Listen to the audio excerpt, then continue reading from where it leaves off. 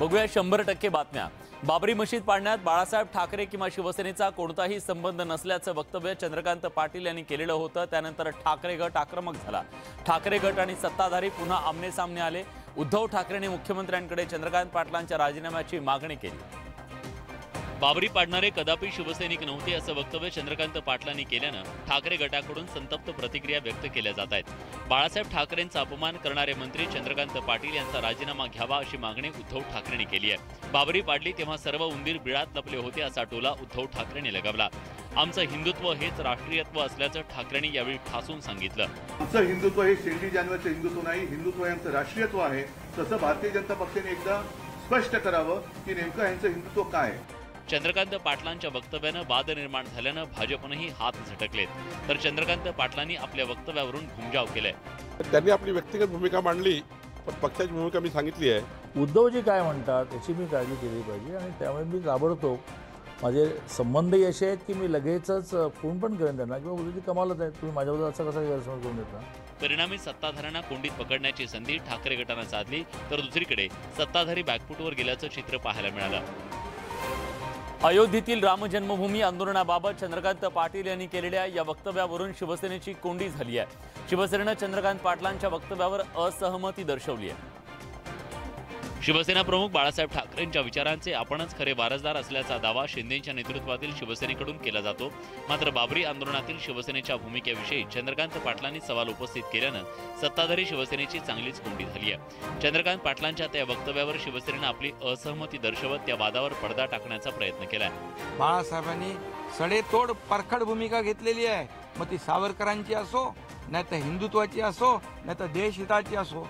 आता लोक आता जे बोलतायत त्यांना काय बोलण्याचा अधिकार आहे। ज्येष्ठ सहकारी जरी असले तरी काल त्यांनी जे विधान केलेलं आहे त्याच्याशी आम्ही पुढे सहमत नाही। दुसरीकडे अयोध्येच्या रामजन्मभूमी आंदोलनात बाळासाहेब ठाकरेंच्या प्रामाणिकपणावर, त्यांच्या शौर्यावर, धैर्यावर प्रश्नचिन्ह उभं करणाऱ्यांनी राज ठाकरेंनी सांगितलेला हा प्रसंग जरूर ऐकावा असं सांगत मनसेनं एक व्हिडिओ ट्विट केलाय।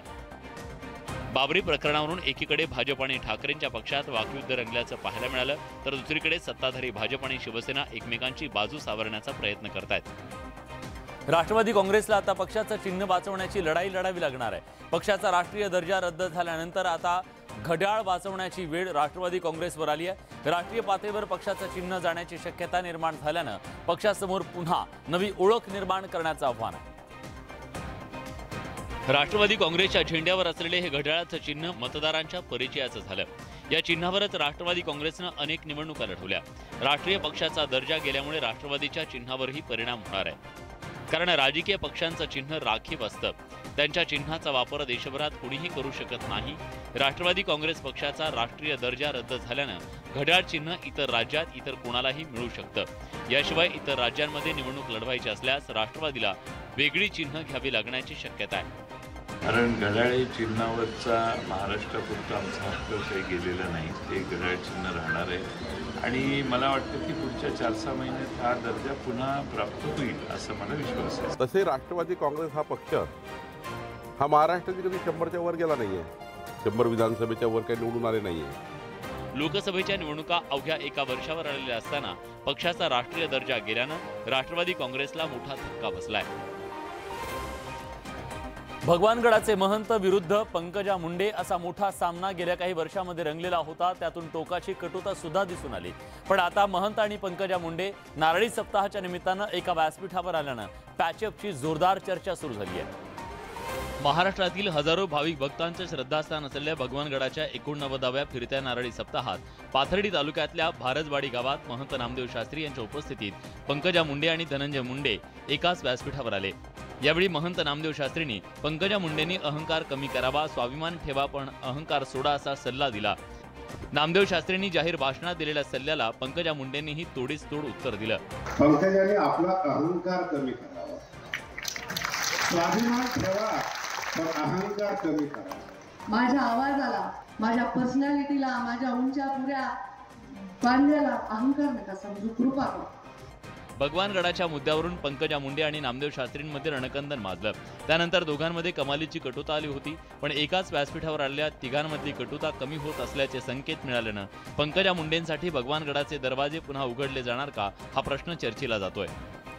राज्यात अवकाळीमुळे बळीराजाचं अतोनात नुकसान झालंय। या बळीराजाचे अश्रू पुसण्यासाठी आता मुख्यमंत्री एकनाथ शिंदेंनी थेट शेतकऱ्याच्या बांधावर भेट दिली आहे। राज्यातील शेतकऱ्यांना सर्वतोपरी मदतीचं आश्वासन ग्वाही मुख्यमंत्र्यांनी दिली आहे। राज्यातील बळीराजाचा अवकाळीनं हातातोंडाशी आलेला घास हिरावला गेलाय।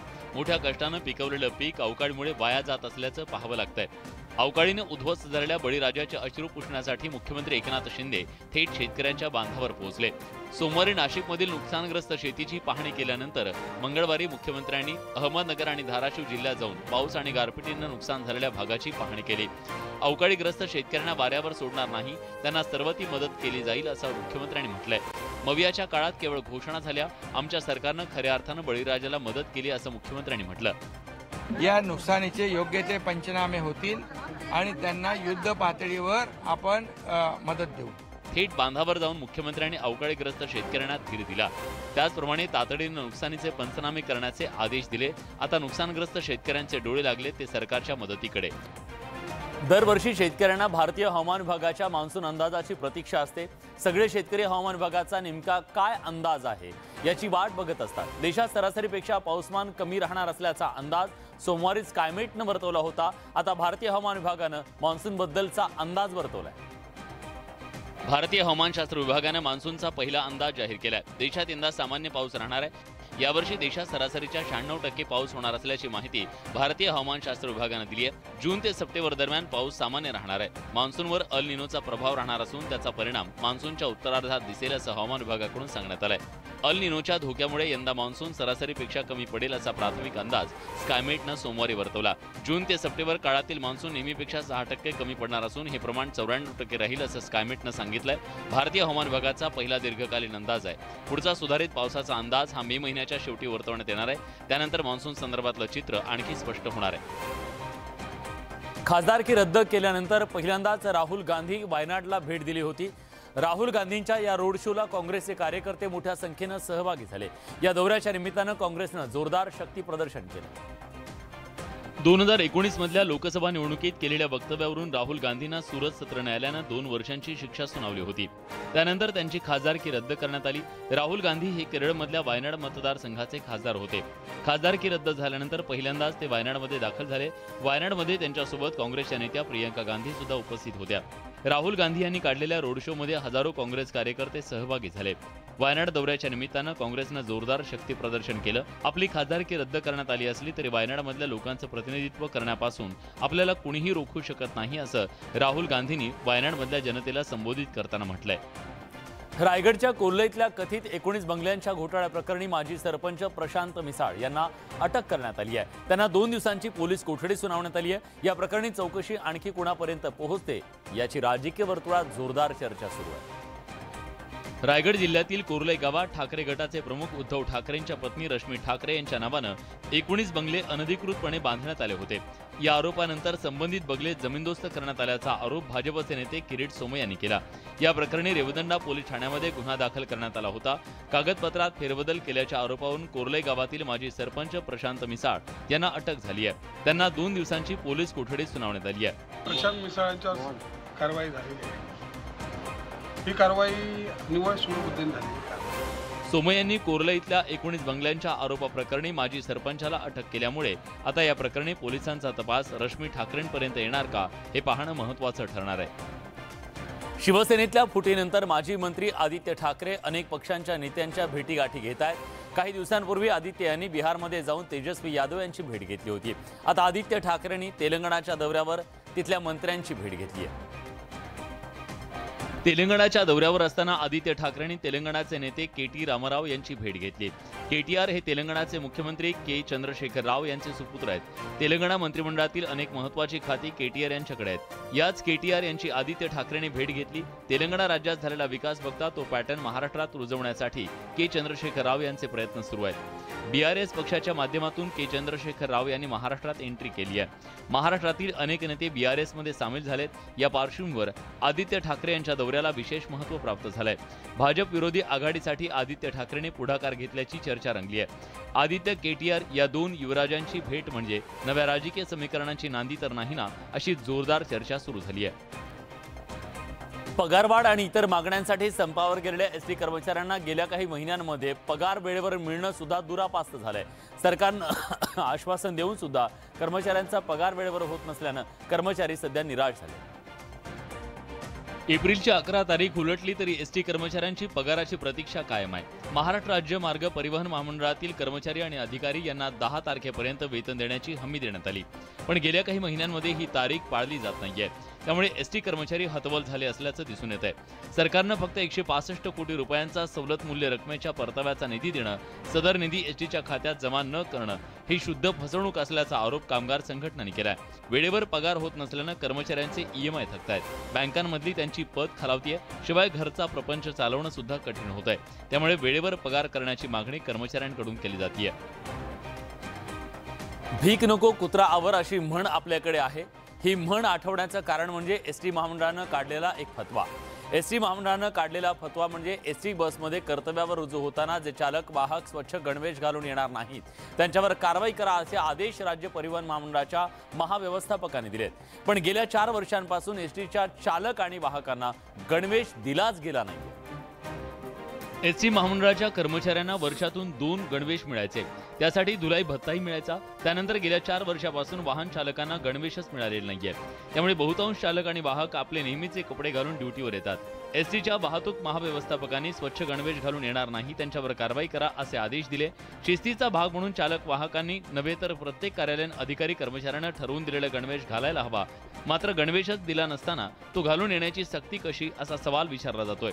ही जी भूमिका प्रशासनाची आहे त्या भूमिकेचा एक संघटना महाराष्ट्र एसटी कामगार सेना प्रतिनिधी म्हणून मी जाहीर निषेध करीत आहे। मुळात गणवेशच 4 वर्षे दिलेले नाहीत आणि चालक वाहक त्यांच्या स्वखर्चाच्या पैशानं कशी आणून ड्रेस घालत असताना यांच्यावर कारवाई करा हा आदेश काढणं म्हणजे एक चालक वाहकावर अन्याय करण्यासारखं आहे। एकतर वेळेवर पगार नाही, दुसरीकडे गणवेश नाही, त्यात प्रशासनाचा फतवा म्हणजे कर्मचाऱ्यांच्या जखमेवर मीठ चोळण्याचा प्रकार आहे। छत्रपती शिवाजी महाराज यांच्याकडे तुळजाभवानी आणि जगदंबा अशा 3 तलवारी होत्या। या तिन्ही तलवारी छत्रपती शिवाजी महाराजांच्या वापरातील होत्या। या 3 पैकी जगदंबा तलवार सध्या ब्रिटनच्या संग्रहालयात आहे। महाराष्ट्राच्या गौरवशाली इतिहासाची साक्ष असणारी ही जगदंबा तलवार महाराष्ट्रात येण्याची शक्यता आता निर्माण झाली आहे। छत्रपती शिवाजी महाराज यांची जगदंबा तलवार इंग्लंडमधून परत आणण्यासाठी हालचाली सुरू झाल्यात। पुरातत्व विभागाकडून राज्य सरकारकडे अहवाल सादर झाल्याची माहिती सूत्रांनी न्यूज 18 लोकमतला दिली आहे। याआधी छत्रपती शिवाजी महाराज यांची तलवार देशात आणण्यासाठी प्रयत्न झाले। काही दिवसांपूर्वीच ब्रिटनचे पंतप्रधान ऋषी सुनक यांच्याशी संपर्क साधणार असल्याची माहिती मुनगंटीवारांनी दिली। छत्रपती शिवाजी महाराजांची जगदंबा तलवार आणि अफजल खानाचे कोथळे बाहेर काढणार ते पराक्रमाचं वागणं हे आम्हाला परत करा। जगदंबा तलवार दिसायला अत्यंत सुंदर असून वजनाने कमी आहे। जगदंबा तलवारीची लांबी 121 सेंटीमीटर आहे, म्हणजे ती तलवार जवळपास 4 फुटांची आहे। तलवारीच्या रत्नजडीत मुठीवर संपूर्ण सोन्याचं काम आहे। जगदंबा तलवार ही जुनी युरोपियन एकपाती सरळ आहे। या तलवारीच्या दोन्ही बाजूला 2 खोबणी आहेत। तलवारीची मूठ लोखंडी असून त्याला गोलाकार परज आहे। मुठीजवळ सोन्याच्या फुलांचं नक्षीकाम, मोठे हिरे आणि माणिक जडवलेले आहेत। त्यामुळे शिवरायांच्या पराक्रमाची साक्षीदार असलेली ही जगदंबा तलवार जर महाराष्ट्रात परत आली तर ती शिवप्रेमींसाठी आनंदाची बातमी असेल।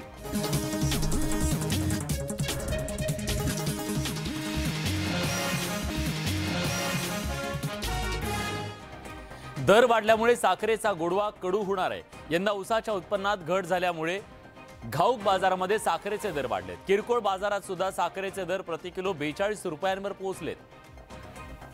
गेल्या वर्षी लांबलेल्या मान्सूनचा फटका साखर उत्पादनाला बसलाय। पावसानं ऊसाच्या दर एकरी उत्पादनात घट झाली आहे। गेल्या वर्षी भारतात साखरेचं उत्पादन 559 लाख मेट्रिक टन इतकं झालं होतं। यंदा मार्च अखेरीस हे उत्पादन 325 लाख मेट्रिक टनांवर आहे। उत्पादनातील ही घट सरासरी 11% इतकी आहे। याशिवाय गतवर्षीच्या तुलनेत इथेनॉल निर्मितीकडे वळवल्या गेलेल्या साखरेचं प्रमाण यंदा मोठं आहे। त्यामुळे बाजारात साखरेची उपलब्धता कमी आणि मागणी जास्त असं समीकरण बनल्यानं साखरेचा दर वाढतोय। घाऊक बाजारातील दर प्रति क्विंटल सरासरी 150 ते 200 रुपयांनी वाढले असून काही काळ ही दरवाढ राहण्याची शक्यता आहे। गोमूत्राचे फायदे तुम्ही अनेकदा वाचले किंवा ऐकले असतील। हिंदू संस्कृतीत गोमूत्राला महत्त्वाचं स्थान आहे। शुभ कार्यात अशुभ काही घडू नये म्हणून गोमूत्र शिंपडलं जातं। त्यामुळे पूजा, लग्न आणि अन्य कोणताही समारंभ असो त्यावेळी गोमूत्र शिंपडलं जातं। मात्र आता गोमूत्राबाबत एक मोठी बाब समोर आली आहे। भारतीय पशुवैद्यकीय संशोधन संस्थेच्या अहवालात गोमूत्र मानवासाठी धोकादायक असल्याचा दावा करण्यात आलाय। गोमूत्रामुळे अनेक आजार बरे होतात असा अनेकदा दावा केला जातो। तसंच आजारी व्यक्तींना गोमूत्र प्यायला द्यावं असा सल्ला दिला जातो। मात्र गोमूत्र मानवासाठी धोकादायक ठरू शकतं, त्यामुळे एखादा आजार बनवण्याचा धोका असतो। गाईच्या दुधात प्रोटीन्स असतात, मात्र गोमूत्रामध्ये तसे नसतं, त्यामुळे गोमूत्राचं सेवन करणं टाळावं। गोमूत्र मानवासाठी धोकादायक असून म्हशीचं मूत्र अधिक फायदेशीर असल्याचं या अहवालातून समोर आलंय। ताज्या गोमूत्रात धोकादायक जीवाणू असल्याचा दावा अहवालात करण्यात आलाय। संस्थेतल्या 3 PhD केलेल्या विद्यार्थ्यांनी हे संशोधन केलंय। त्यांच्या दाव्यानुसार निरोगी गायी आणि बैलांमध्ये कमीत कमी 14 प्रकारचे हानिकारक कीटाणू असतात, त्यामुळे पोटाचे संसर्ग होऊ शकतात। या संस्थेच्या संशोधनाचे निष्कर्ष रिसर्च गेट या ऑनलाईन संशोधन वेबसाईटवर प्रकाशित झालेत। सध्याचं युग हे आधुनिक तंत्रज्ञानाचं असून प्रत्येकाच्या हातात स्मार्टफोन आहे, त्यामुळे डिजिटल व्यवहारांना ग्राहकांकडून पसंती मिळते। मात्र वाढत्या डिजिटल व्यवहारांसह आर्थिक फसवणुकीच्या घटना सुद्धा घडतायत। ऑनलाईन व्यवहार करताना एक छोटीशी चूक महागात पडू शकते। अशीच एक चूक गुगल पे कडून झाली आणि ग्राहकांना सुखद धक्का बसला। गुगल पेनं अचानक आपल्या वापरकर्त्यांच्या खात्यावर कॅशबॅकचा रिवॉर्ड स्वरूपात जवळपास 80,000 रुपये पाठवले। अशा प्रकारे पैसे आलेले पाहून अनेकांना आनंद झाला, मात्र हा आनंद फार काळ टिकला नाही। गुगल पेच्या एका तांत्रिक चुकीमुळे हा सगळा प्रकार घडला। गुगल पेच्या तांत्रिक विभागाला ही चूक लक्षात आली आणि त्यांनी जमा केलेले पैसे पुन्हा परत घेतले। तसंच या वापरकर्त्यांना गुगल पेनं एक मेल पाठवला। खात्यात आलेले पैसे परत करणं जर शक्य नसेल तर ते पैसे तुमचे आहेत, गुगल पेनं ईमेलमध्ये हे म्हटलंय। या वापरकर्त्यांवर कोणतीही कारवाई होणार नसल्याचं गुगल पेनं स्पष्ट केलंय। कोकणात जाणाऱ्या चाकरमान्यांच्या खिशाला आणखी कात्री लागणार आहे। राजापूर जवळ हातिवले इथं टोलनाका सुरू करण्यात आलाय, त्यामुळे राजापूरसह सिंधुदुर्गात जाणाऱ्या नागरिकांना टोल वसुलीचा भार सोसावा लागेल। कोकणात जात असताना रत्नागिरीच्या पुढे जाणाऱ्या चाकरमान्यांना आणखी एका टोलचा भार सोसावा लागणार आहे। रत्नागिरीहून पुढे राजापूर सिंधुदुर्गाकडे जाणाऱ्या आणि तिथून येणाऱ्या चाकरमान्यांना राजापूर तालुक्यातल्या हातिवले टोल नाक्यावर टोल वसुली सुरू झाली आहे। इथल्या रस्त्याचं काम पूर्ण न झाल्यामुळे स्थानिकांनी यापूर्वी 2दा टोल वसुली हाणून पाडली होती। असं असताना हातिवले नाका इथं टोल वसुली सुरू झाली आहे। स्थानिक आणि प्रशासन यांच्यात संघर्ष निर्माण होण्याची शक्यता लक्षात घेऊन या ठिकाणी कडक पोलीस बंदोबस्त ठेवण्यात आला होता। तसे NHA कडून आम्हाला आदेश प्राप्त झाले। त्यानंतर आदरणीय पालकमंत्री साहेबांनी मागच्या आठवड्यामध्ये कलेक्टर ऑफिसला मीटिंग घेऊन या बैठकीचा आढावा पण घेतला आहे। काय पालकमंत्र्यांचे आताही प्रयत्न आहेत की स्थानिकांना कुठेतरी फ्री करता येईल का। कोकणात जाणाऱ्या चाकरमान्यांच्या नशिबी खड्डेमय रस्त्यातून प्रवास करण्याची वेळ अजून तरी सरलेली नाहीये। असं असताना रस्त्याची अवस्था चांगली असावी अशी सर्वसामान्यांची अपेक्षा आहे। भारतरत्न डॉक्टर बाबासाहेब आंबेडकर यांची जयंती अवघ्या काही दिवसांवर आलेली आहे। भीमजयंती साजरी करण्यासाठी ती उत्साह साजरी करण्याची लगबग सध्या पाहायला मिळते। त्यातच एका भीमसैनिकानं डॉक्टर बाबासाहेबांना अनोख्या पद्धतीनं अभिवादन केलं। सध्या सोशल मीडियावर लातूरातील रिक्षा चालक उमेश कांबळेंची चर्चा आहे। डॉक्टर बाबासाहेब आंबेडकर यांच्या प्रति उमेश यांची श्रद्धा आहे, त्यामुळे यंदाच्या भीमजयंतीला वेगळ्या पद्धतीने डॉक्टर बाबासाहेब आंबेडकर यांना अभिवादन करण्याचा त्याने निर्णय घेतला। बाबासाहेबांच्या विचारांचं आणि कर्तृत्वाचं प्रतीक मानली जाणारी दीक्षाभूमी, चैत्यभूमी आणि डॉक्टर बाबासाहेब आंबेडकर मराठवाडा विद्यापीठ यांची कमान रिक्षावर त्यांनी साकारली आहे। त्यासाठी जवळ पैसे नसल्यानं उमेश यांनी 25,000चं कर्ज काढून रिक्षा सजवली।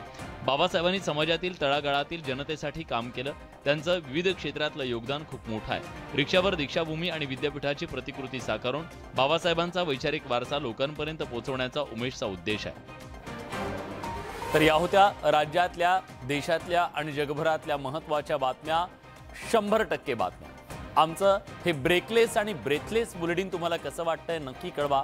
बुलेटिनमध्ये आपण इथेच थांबतोय। ताज्या घडामोडींसाठी बघत रहा न्यूज 18 लोकमत।